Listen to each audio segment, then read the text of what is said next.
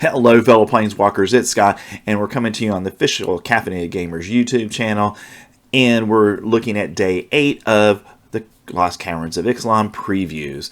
We got a lot of interesting cards today to talk about. Before we do that, thanks to Caffeinated Gamers again for putting this out on their YouTube channel, and also remember to like and subscribe to get further content like this. And in the coming days, we're going to do a top 10 list as well as some other lists, kind of get an idea of what are the best things to be looking for from the Lost Caverns of Ixalan. All right, our first card of the day is the final god of the set. We get Ojer Kaslem, Deepest Growth, for 3 and 2 green mana. You get a legendary creature. That's a god. It has trample, and it's a 6/5. And when Ojer Kaslem deals combat damage to a player, you get to reveal that many cards from the top of your library. You may put a creature card and or a land card from among them onto the battlefield. Put the rest on the bottom in a random order. And when Ojer Kaslem dies, return it to the battlefield tapped and transformed under its owner's control. And then on the back side, you get Temple of Cultivation.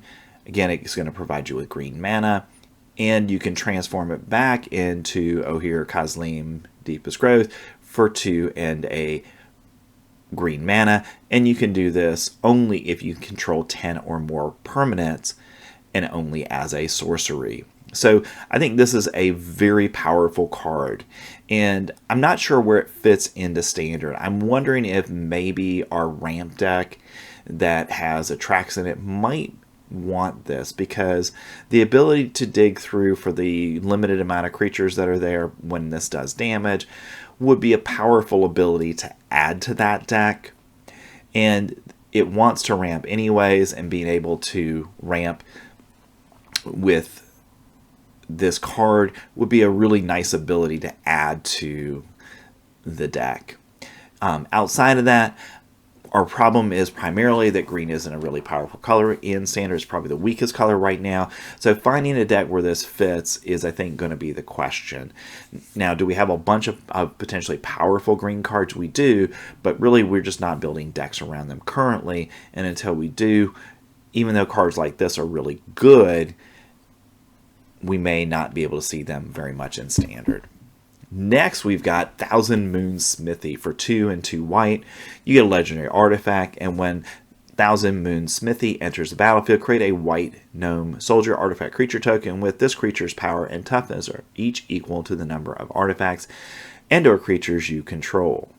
So nice ability there. You get a body when it comes into play that's mana that's power and toughness are going to be equal to the number of artifacts and creatures you control. And then when you have the ability to transform it, you can do that at the beginning of your pre-combat main phase. You can tap 5 untapped artifacts and or creatures you control.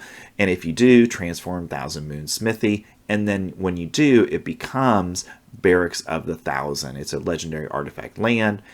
It produces white mana, and whenever you cast an artifact or a creature spell using mana produced by Barracks of 1,000, create a white gnome soldier artifact creature token with this creature's power and toughness are each equal to the number of artifacts and or creatures you control.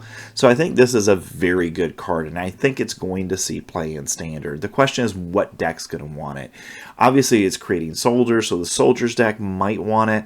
But I think it's really going to need a deck that either is going to produce a lot of artifacts that you can tap, like Power Stones or Blood Tokens or Map Tokens, so we can get the advantage of transforming it without really having to tap down our creatures, because that's a negative. We don't really want to take a turn off to transform this, even though the ability on the back is really powerful. And once we get it to be the Barracks of the Thousand, then it becomes a bonkers good card, because basically every single turn you're going to be able to cast an artifact or a creature spell, and when you do, you get to produce that gnome soldier artifact creature token. And if you continue to do this, it's just going to keep building your board to the place where hopefully you'll be able to overwhelm your opponent. So definitely a playable card. We'll see where it fits into standard. Next, we've got trumpeting Carnosaur for 4 and 2 red mana. You get a dinosaur with trample. That's a 7/6. So a little bit overstated in its abilities. And when trumpeting Carnosaur enters the battlefield, you get to discover 5. So in that dedicated deck for dinosaurs, this is going to be a really good card because most of the dinosaurs that are going to be in the deck are going to be 5 cost or less, and basically when you cast Trumpeting Carnosaur, you're going to be able to hopefully go grab one of those as well and put it on the battlefield as well, and then get its enter the battlefield triggers as well. Now you can also discard it for 2 and a red mana. If you do, Trumpeting Carnosaur deals 3 damage to target creature or planeswalker. So maybe in the early game, if you're kind of stuck and you need a removal spell, you've got that ability to pay the 3 mana, which is a little bit overcosted, but because it's in essence, an adventure type spell on the card, you don't have to worry about that. You can just play it, knock something out, because that's the right thing to do. But is this one of the dinosaurs we'll see in the dinosaur deck? I think it definitely has a shot at being in there, and we'll kind of see where we go with that deck, because it seems like every day we're getting another good card for that particular build in dinosaurs that will probably be in Gruul colors. Next, we've got Warden of the Inner Sky for a white mana. You get a human soldier, and as long as there are 3 or more counters on Warden of the Inner Sky, it has flying and vigilance. Now, it's naturally a 1/1, so we're really going to want to put it in a deck that's going to get counters on it. So a +1/+1 counter deck, that's going to be able to add stuff to Warden of the Inner Sky, and we're going to want to do that through other means than its ability, because you can tap it. You can tap 3 untapped artifacts and or creatures you control, and you can put a +1 counter on Warden of the Inner Sky, and you get to scry 1, but you can only activate that as a sorcery. Now, we've got a bunch of cards in Standard right now that can put one counters on things or counters on cards, and I think that's probably the way that this will be used in Standard. So I think the fact that you can pump it up for a relatively low mana cost and make it probably a 4/5 flyer with vigilance, I think makes this a very playable card in Standard, but it's going to have to go in the right deck, and that deck probably is using the Obelisk or some other things to get those counters onto Warden of the Inner Sky. Next, we've got Kutzil's Flanker for 2 and a white mana. You get a Cat Warrior.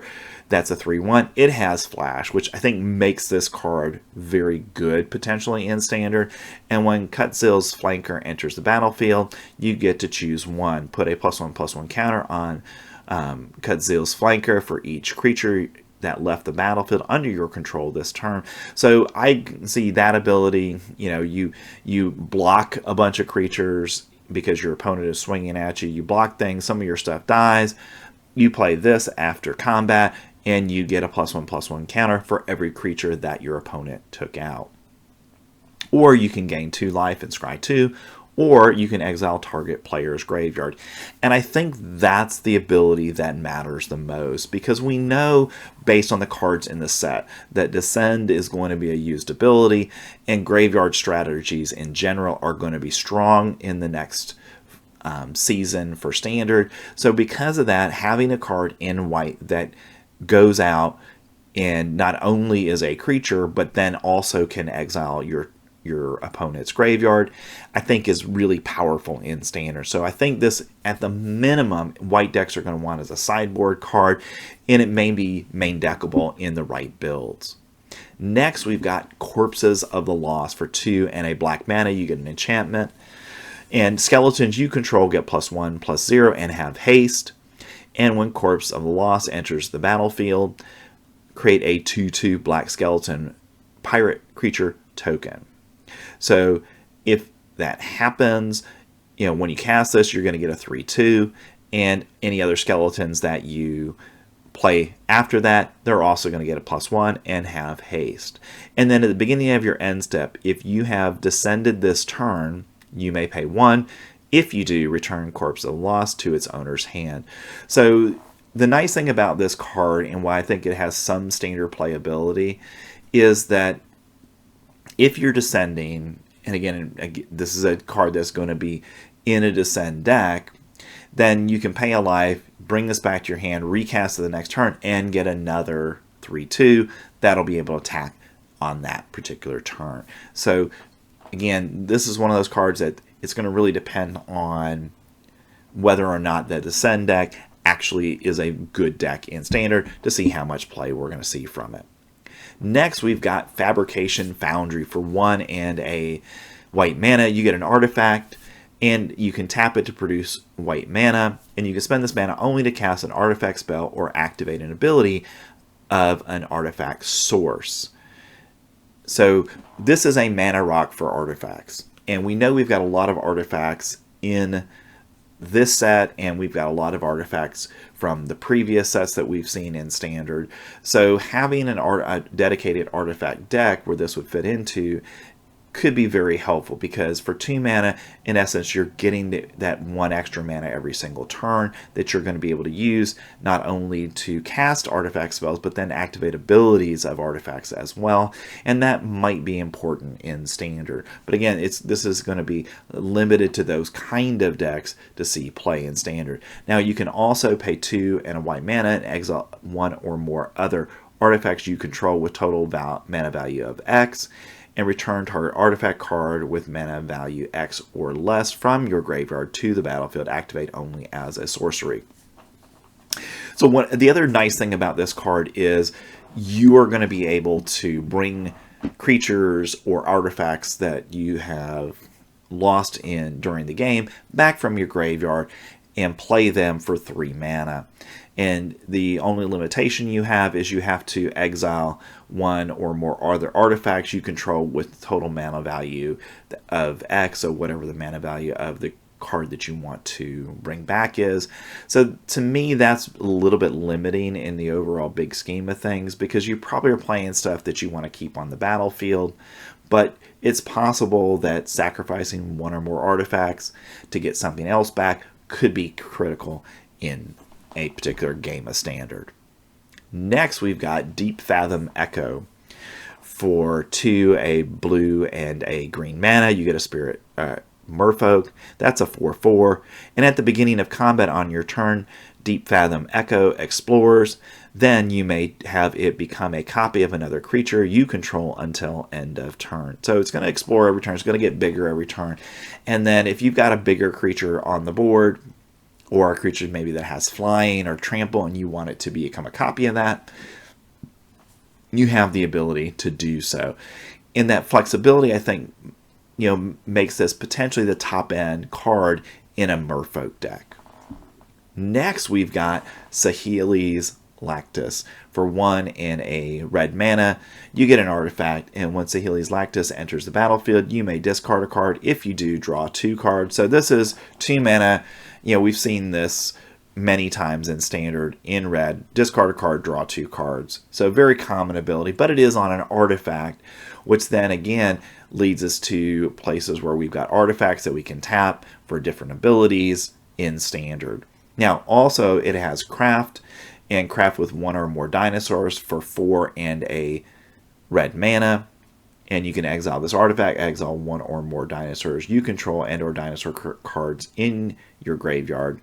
Return this card transformed under its owner's control, and craft only as a sorcery. So as your dinosaur, the way I see this card is, as your dinosaurs die off in your game, you've got this sitting around, and then you can go exile dinosaurs from your graveyard to meet the requirements of Saheeli's Lactus craft ability. And when you do, you get Mastercraft Raptor.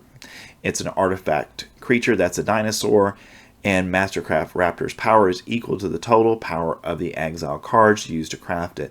So say, for example, you were to lose, Trumpeting Carnosaur, and it's in your graveyard. You exile that. This now has 7 power.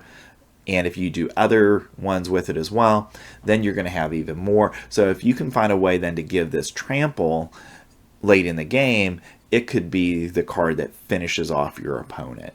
Because of that, I think there's some standard playability, but again, the dinosaur deck as I see it right now is already getting packed with a bunch of different things that it wants to do, and this one might not be powerful enough to meet that deck's needs. Next, we've got a couple of sorceries for the day, which are going to be key cards in Standard. So the first is Calamitous Cave-In for 3 and a red mana. Calamitous Cave-In deals X damage to each creature and planeswalker, where X is the total number of caves you control plus the number of cave cards in your graveyard. So we've talked about the fact that we're probably going to have a dedicated cave deck. This is the ultimate removal spell for that deck. It's going to cost you 4 mana, but you're going to have it probably 4 caves on the field at that point, so you're at least doing 4/4 to everything. And in some circumstances, you might have 5, 6, 7. So you're going to be able to pretty much wipe out anything that your opponent has and clean the board and then start over. And because of that, I think that's a really powerful ability in Standard. And we've had decks that are built around gates before. So we've seen cards like this be very successful in Standard, and I would expect this one to be successful as well. Next, we have Triumphant Chomp for a red mana. Triumphant Chomp deals damage to target creature equal to 2 or the greatest power among dinosaurs you control, whichever is greater. So minimum, this is a 2 damage spell, but if you've got dinosaurs on the field, the highest power among those becomes the damage it gives. So this is, to me, an almost automatic 4 of in a dinosaur deck, because you're going to have 4, 5, 6, potentially 7 power among the creatures that you have in play at any given point. And even though this is a sorcery, which means you've got to play it on your turn, its power and ability is such that I think it's more than worth it, because for the most part, this can almost every creature in Standard, this potentially is going to be able to kill. Next, we've got some legendary creatures. Caparocti Sunborn for 2, a red and a white mana. You get a legendary creature that's a human soldier and a 4/4. And whenever Caparocti Sunborn attacks, you may tap 2 untapped artifacts and/or creatures you control. If you do, discover 3. So a very powerful ability attached to Caparocti.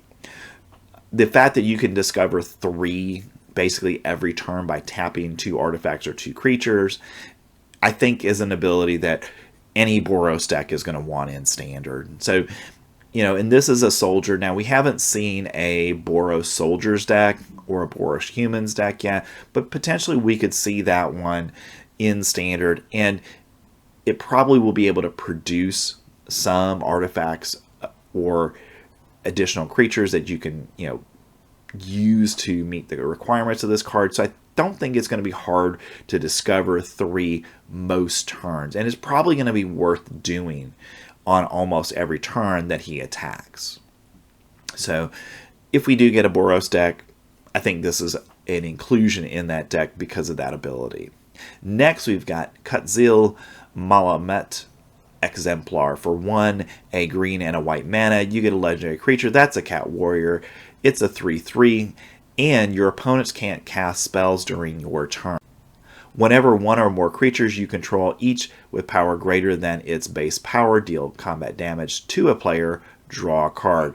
So Kutzil has 2 very powerful abilities. A, your opponent can't play spells on your turn. So that means that on their turn, they're going to have to deal with Kutzil, or on your turn, you can do whatever you want, and your opponent cannot respond to that. That's a really powerful ability in Standard, because cutting off your opponent means that we won't see the Wandering Emperor flashed in. We won't see Go for the Throat or Cut Down played by your opponent, or other removal spells. And then that ability to increase the power of your creatures isn't one that we have much problem meeting in the current standard format. So I think that will not be a problem to meet. In fact, we've got a bunch of different things that are going to naturally increase, whether it's by a +1/+1 counter or wedding announcement, becoming wedding festivities to do that. So we got a lot of ways to do this in standard. And because of that, I think this is going to be potentially, even though it's an uncommon, a card that Selesnya deck builders are going to try to build around because it's such a good card and does so much for your game plan.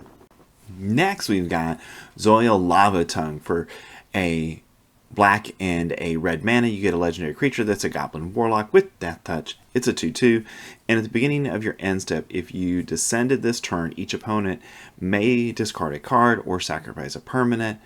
Zoyoa Lava Tongue deals 3 damage to each opponent who didn't. So this is an interesting card. Certainly, I think this is more built for Commander, because obviously having 3 opponents, everybody may not be willing to sacrifice a permanent or discard a card. So I think that's probably where it fits best, but I think it may have some standard playability in decks that are going to really be using that descend mechanic. But outside of that, probably not very playable in standard. Next, we've got Sorcerer's Spyglass. For 2 mana, you get an artifact. As Sorcerer's Spyglass enters the battlefield, look at an opponent's hand, then choose any card name. Activated abilities of source with the chosen name can't be activated unless they're mana abilities. So this is really our anti-Planeswalker card, and this is actually a reprint from the original Ixalan set.